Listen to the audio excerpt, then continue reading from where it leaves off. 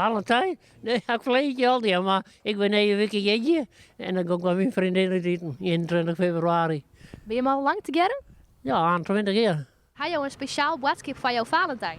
Nou, dat ik altijd ook christelijkste volle van hem hoor. Dat is eigenlijk het allerbelangrijkste, dacht ik. En hoe heet het? Menno. Ik hou van haar enorm. Ja, Dus jouw naam ik steeds worden, is die geheim? Arma. Ja, ja. En ze is er altijd voor mij, dus fantastisch. Voor waar hast je een bosje bloem hellen? Van mijn mem. Ja, en als je die mem iets zeker koede stuurt op Valentijnsdag, wat zou die boodschap voor haar wezen? Nou, dat ik heel veel van haar hoor. En ik ben nu in verwachting voor de eerste liedje. Dus ze zwaagt heel goed voor mij. Backpack trouwens, ja. Ik ga geen Valentijn, dat is sneu. Dus bij dit een oproep. Nee, ik ook. Nee, maar zeker een optocht wel, ja. Doe maar. Nee, ik ga geen Valentijn, nee. Mijn Valentijn, dat is Janneke. Dat is mijn lieve vriendin. Maar wat ik tegen haar wil zeggen, dat ik krijg de afscheid om van haar. Voor 1 dag. Want morgen ga ik weer naar haar toe. Ik ga nou naar mijn moeder te eten.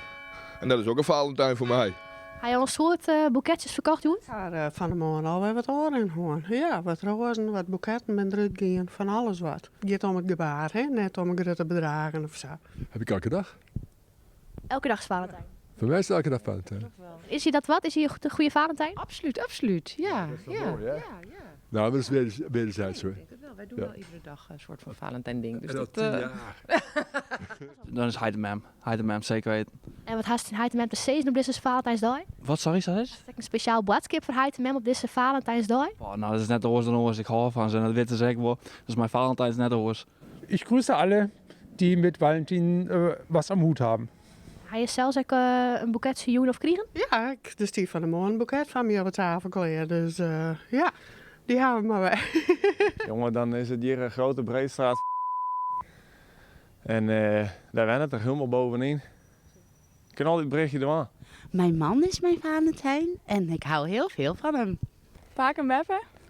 En mijn ouders natuurlijk.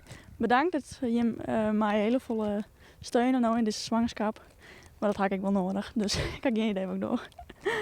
Nou ja, ik hou van haar. En ik hoop dat we na jaren winkel aan blijven. Mijn familie natuurlijk en mijn goede vrienden. Ik hou ontzettend vol van je. Dus om dit jaar, ik hou van je. Wat is Menno? Wat wil je nog meer te hem zeggen? Ontjoen.